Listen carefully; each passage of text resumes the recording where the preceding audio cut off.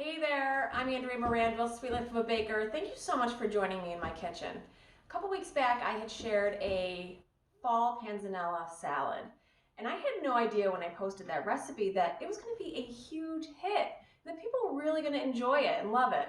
Because on the surface, you hear salad, yeah, salad, how exciting can a salad truly get? Guys, I'm going to about share it with you and show you how I put together this fall panzanella salad. And first and foremost, I want to thank Liberty Tabletop for sponsoring this post. A lot of the product that I'm going to be using today in the video is in their product line, and so I'll mention them as I go, but I just want to let you know and say thank you to Liberty Tabletop for sponsoring this. The reason I'm so excited about this recipe specifically and why I wanted to share it with you, there are 4 really key ingredient components to the salad that combined into one salad make a really good dish. But each one of these recipes can be used separately, completely different from a salad. For example, the roasted butternut squash that I'm going to be showing you doesn't need to be on a salad. It could be a side dish for a dinner. It could be part of your Thanksgiving table. It can be part of the, it could be leftovers from your night before, and then you put it into this salad.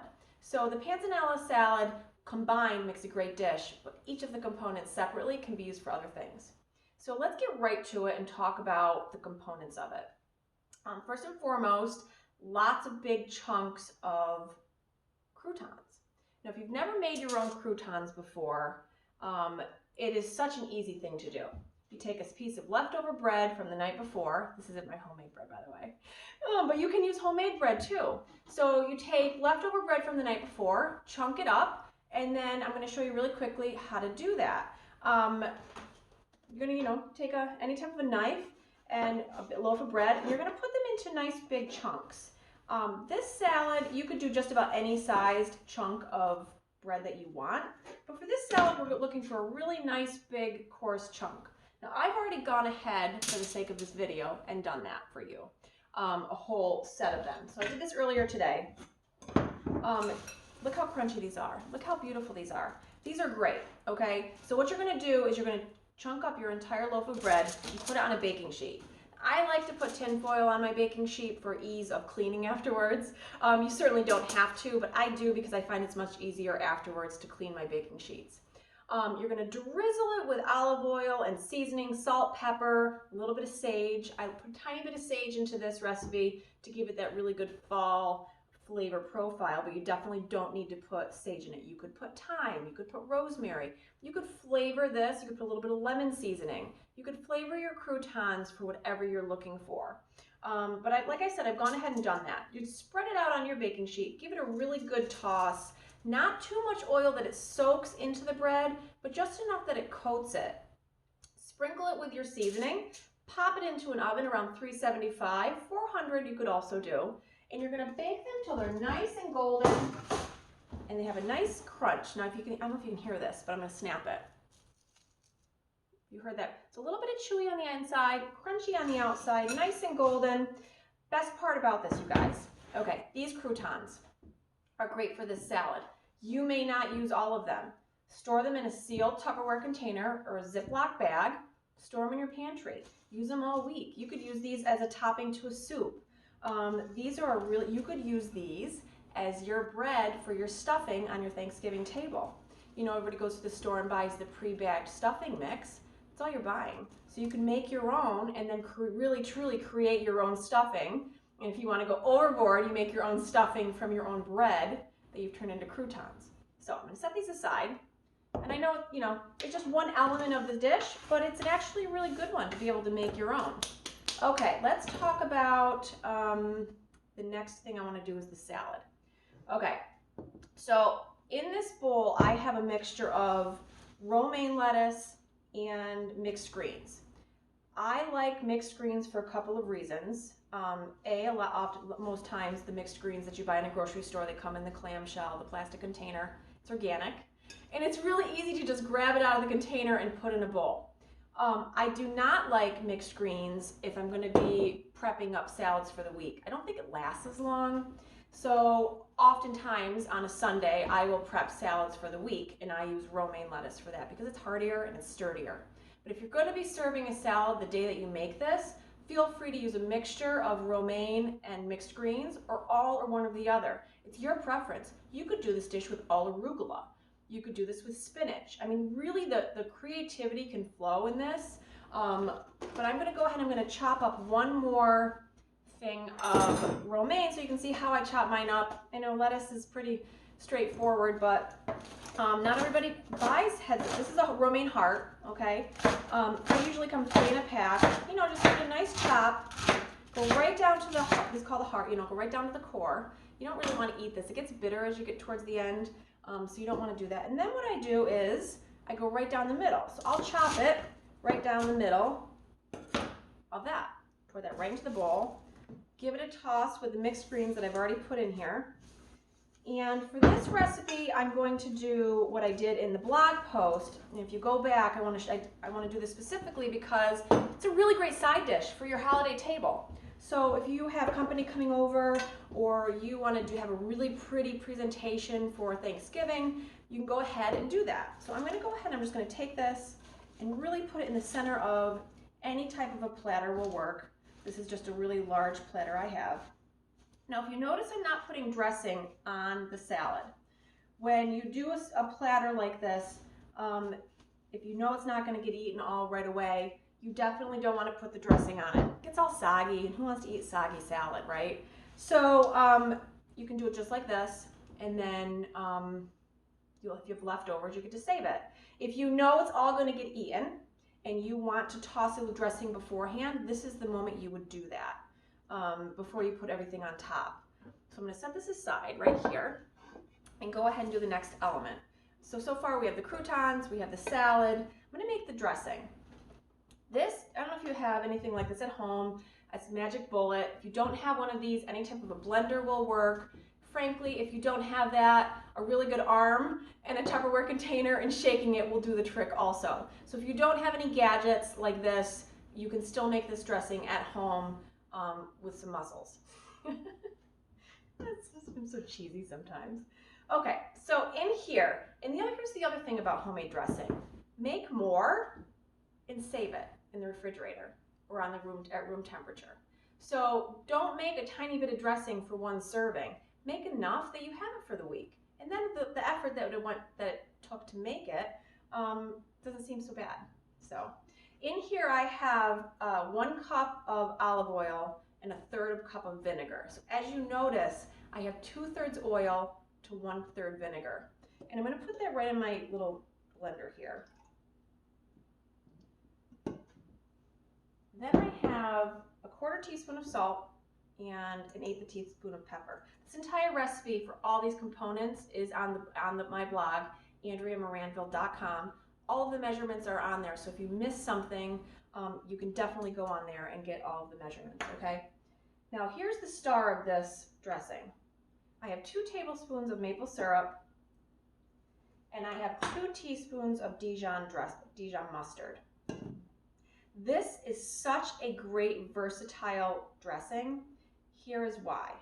You could, afterwards, once you have the recipe and it's in your arsenal of go-tos, you could change it into a honey mustard dressing. Instead of using maple syrup, maybe you don't like maple syrup, feel free to sweeten it with some honey instead, okay? Now, as you can see, it looks kind of clear right here if you take a look at it. Once you add this and turn this on, it's probably going to get loud for a second. It's going to do what's called emulsify. You could do a slow drip of oil, but come on, in our home kitchen, who has time to really do that? So when you turn this on, you can see the color change. Look how pale that got. So quickly. All right, there you go. Now look, that emulsified. That turned into a really great, and there's your arm muscles, right? Really great vinaigrette, okay? It looks nice and pale. That's a beautiful, delicious salad dressing. Oh yeah, it's got a zip to it too. Now, here's the other thing about salad dressing. Dressing's pretty forgiving. If you taste it and you say, oh, it needs a little more vinegar, add a touch more vinegar. If you're like, oh, it's got too much vinegar, add a touch more oil. You can start to play with it. I mean, dressing is pretty forgiving as far as that goes. Okay, let's do the next component. Now, one of the components I have on here is a maple candied walnut. Let me get this saucepan really quickly for you so you can take a look at it really quickly. This is the 360 cookware line, which Liberty Tabletop has on their website. It's a great line. And this is actually their new Epicurean. So this cutting board and this spoon is Epicurean. You can see this on their website also. It's heat proof, heat resistant, and it's really great. So, okay, so in here, what you want to do when you create a maple candied walnut. You could do pecans, you could do macadamia nuts. This is a really, really easy way to candy something, guys, without involving a lot of, heated melted sugar up to certain temperatures. You take your pan, heat-proof pan, obviously, and you put walnuts in the pan, and then I have about 2 cups here. Then you take about 1/3 of a cup of maple syrup and pour it right in. Now, I'm not going to do that because I've already created some more. You're going to put it on the stove top, medium heat, and that maple syrup is going to start to boil. And when it does, the water content in the maple syrup is going to start to evaporate, and we're going to do what's called caramelize the maple syrup, and it's going to reduce. So you're going to stir just like this on the stove, okay? And you're going to see that maple syrup is going to get smaller and smaller and smaller, and it's going to start to change a bit of a color. Once it gets nice and thick and syrupy, almost to the consistency of a honey, you're going to take it off of the stove. You're going to go like this onto a baking sheet lined with tin foil so that you can, easily clean it up afterwards, or a Silpat, and you're going to let it fully cool to room temperature. Do not be tempted to swipe it with your finger and lick it. It's going to be really, really hot, and I promise you, you will burn yourself. Just like cooking with sugar, you want to be very careful when you're doing this. This is not something I would let the kids do unsupervised. If they're a teenager, if they're younger, I would never let my kids do this. Not yet anyway. But you definitely want to be very careful, and then immediately take the pan over to the stove so that you can put hot water in it and bring it. It's going to steam up. So just be really careful when you're working with sugar. But other than that, you can do so much. And this is a really fun way to jazz up this salad. And also, why I wanted to share this, so you can see I have them here. I previously made these ones. These are just the maple candied walnuts, okay? They can store great in a sealed container at room temperature. Don't put them in a container until they're fully at room temperature, okay? These are a really great garnish for a piece of pumpkin pie. So again, what I'm telling you with this recipe is, yes, it can all go onto the salad, but this can all be separately used in different ways. These could be a garnish on a pumpkin pie. These could be a garnish on your sweet potato mashed casserole. These are something that are really, really, you can just pop them in your mouth, eat them like, as a snack. This is a really, really great versatile recipe that's easy, and it's good on the recipe, but it's good separate too, okay? Now, the other element that needs to be cooked or made for this recipe is the butternut squash. The butternut squash gives us a really great savory profile, but it's also sweet too. So it's a little bit of a double-edged sword, okay? Again, butternut squash, if you've never used or purchased a butternut squash whole like this, it looks if you've never used one before, it might be a little intimidating. It's just a gourd. I think it's a gourd. Is it a gourd? I think it is. Maybe somebody tell me if this is considered a gourd. Or you can purchase them in the containers that are already packaged and cut and sliced up. They're really convenient, but they're so much more expensive and not as fresh. So this, I think I bought this a couple weeks ago. It sits on the room temperature, cool, relatively dark place. Squash and gourds, we'll call it a squash because I'm not sure what it is. Hardy squash like this, an acorn squash, a butternut squash, will keep at room temperature for a really long time. And they're cheap this time of year. So it's great. I usually keep a couple on hand just to have because I know they last. And they're cheap right now. So again, I'm going to show you how to core this and peel this. I've already gone ahead and roasted these off and they're in the oven now. But I just want to show for anybody that's never done this what I would do if I was going to be making my own, okay? So, they roll around, they're a little wonky, okay? Go ahead and chop off the end. Now, if you notice my fingers are nowhere near this, just go ahead and chop off the end and then chop off the other end, okay? It can be a little wonky, but, all right. Then you get any type of a potato peeler, hopefully it works, and you're just gonna go around and you're gonna peel the edge. This one is not very good. I need my microplanes at the restaurant. You're just going to go ahead and you're going to peel off all the edges, okay? All right, you're gonna peel off the skin. You do not want to eat the skin. This skin is all gonna come off. Okay, you're gonna peel the whole thing, and then you're going to chunk it up. And the inside of it are seeds. So just like you would do a pumpkin, you're gonna scoop out and discard all of that pulp and seed in the center. And then you're gonna chunk it into cubes. Now, like I said, I've already gone ahead and roasted these ones off. And I know this is heat proof, but I'm gonna put something underneath it. Okay, so you can see I have all the roasted squash right here. This pan is hot, so I don't want to touch it. I'm gonna go ahead, I don't think I have a container here. So what I'm gonna do is I'm just gonna go ahead and put this right onto the salad.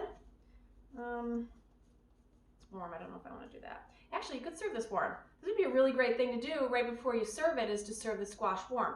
Typically, when I created the recipe, the thought process was to have the squash be cold. However, the warm squash might add a really cool warm element to it. You probably have to plan it out the right way. Who wants to do that though? I'm gonna go ahead and put this right on the salad, and I'll bring this down in a second. I just want to get this baking sheet out of the way because it is pretty hot. This looks so pretty already. This is a great thing because this squash, you know, like I said, make squash the night before and serve this as a leftover the next day. What a great leftover, huh? Right there. Okay. Pull this back down. Okay, I can see that. I'm going to go ahead, I'm going to put lots of chunks of breadcrumbs on it. Big chunks of bread, which is why we call it the Panzanella. I mean, there's probably differing views on lettuce to bread ratio, but I'm going to go ahead and scoop this all on here, get it really nice and pretty. Okay, I'm going to take the candied pecans or the candied walnuts. I'm going to do that, put that on top. This looks so good. Now we will eat this tonight. I'm going to seal this up and put it in the fridge, and then kids probably won't eat it. Grace might. My oldest might nosh on it a little bit, but the youngest will look at it and go, oh, what is that? Okay, cranberries. Cranberries give a really, really great sharpness and contrast to that creamy sweetness of and the savory. It has a really pretty color. You could certainly do raisins if you don't want cranberries. You could do just about any fruit you wanted. If you want to, you know, switch it up. I like the cranberries. Let's talk about goat cheese real quick. You can buy goat cheese in the little clamshells with the lids, and they're already crumbled up for you, and that's great and it's convenient, but it's also expensive. You know, if you're going to buy cheese, get your money's worth, okay? So it's not, you know, it's all relative, but the little logs of goat cheese you see in the grocery store, or bigger ones, you should say, you know, they're all different sizes, and it's a little messy, but go ahead and, you know, chunk it up yourself and put it all over your salad, and you'll save a few bucks, right? And you get more, okay? I love goat cheese. Goat cheese is one of my favorites. So I hope you have enjoyed this recipe. And then, oh, I forgot. So this is this is such a gorgeous star to put onto your plate. Let me get a cloth real quick and wipe my hands off. I don't know what I did with it. Excuse me for 1 second. So there you have your salad. You can put your dressing in a little carafe next to it, okay? You can even put it on the platter, which would look kind of cool. Put it on the platter, it looks really pretty there. And then get some serving spoons and a serving fork. This is Liberty Tabletop's Providence pattern. I don't know if you can see the hammered look on the handle. It's a really, really pretty pattern. And I'm just gonna go ahead, I'm gonna put that right into the platter, and there you have it. A delicious, beautiful fall harvest salad that will look awesome as a showpiece on your holiday table. So, thank you Liberty Tabletop for sponsoring this salad recipe. Thank you for watching this. I hope you make this at home, or even elements of it for your home. And you can find me on Instagram at Sweet Life of a Baker. My website is AndreaMoranville.com. I'm also on Facebook at Andrea Moranville, Sweet Life of a Baker. Thanks so much for joining me in my kitchen. Until